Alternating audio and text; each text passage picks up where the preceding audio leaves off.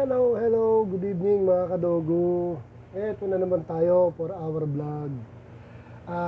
Nagkaroon lang ako ng bigla akong naano dun sa attention, dun sa kaibigan natin na nagpo-post about dun daw sa, yung aso daw niya, or yung alaga niya, may amoy, kahit naliligo na.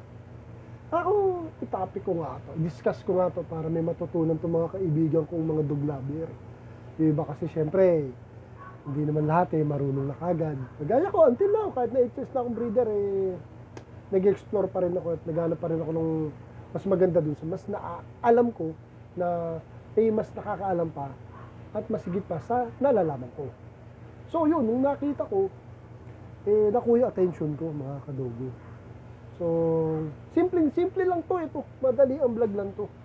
Kung bakit may amoy ang aso kahit naligo na. Dalawang klase po yan. Yung una, yung severe. Nagkaamoy ang aso dahil meron siyang skin disease or infection. Mostly, marumi yung tenga or may infection yung tenga. Nakakakos pa rin ng baho yun ng aso. Or, yung simpleng cause, yung meron na talagang sugat-sugat yung balat, yung lana, talagang infected na or kalat na infection sa balat niya or sa katawan niya. Yun talaga, magkakaamoy ang aso natin. Dapat yun talaga may medical attention. I-refer na natin sa vet. Hirap na yan kahit anong ligo, wala na yun. Talagang may amoy na. So yung pangalawa, yung common, ito common to. Nililiguan natin, pero may amoy pa rin. Ako, simple po yun. Simple. Ako nga, sabi ko sa iyo, gumagamit ako yung Unilab, di ba? Pambata yun So, ang bango talaga nito. Ito, akaligo lang. Ang bango. The best yun. Pati yung coat niya gumaganda. So, ang ibig ko sabihin dito is, hindi porkit niliguan natin is babango lang talaga siya. Kasi yun ang common na isipan ng mga tao. Na pag niliguan, mabango. Hindi mga kadogo. Remember, ang aso mabalahibo. So, it means, nakukuha natin yung mabahong amoy na hindi natin gustong amoy kahit naligo siya kasi hindi natin siya properly na napapatuyo. Hinahayaan lang natin siya humiga, nakukulob yan, napipipi yung tubig sa balat, sa balahibo. Pag yan tumayo at mga ilang oras, amoy kulob po yun ang baho doon. Kung tatagal pa ng ilang araw, hindi ang baho talaga. Pero yung baho yun, galing lang sa bakterya dahil nakulob. Hindi yung galing sa infection ng sakit sa balat. So, napakadali lang ng mga kadugo. Gawin nyo, pagtapos maligo, proper na patuyuin natin, siyempre punasan, or blower, may blower pa ako. Kung wala naman, punasan lang. At ang pinakamahalaga, ibilad natin, ilabas natin ng 10 to 15 minutes. Or mas maganda, 30 minutes pa arawan. Nakakaalis kasi ng baho ang araw, ang sunlight. Yun kung gusto nyo lang talagang mawala yung amoy.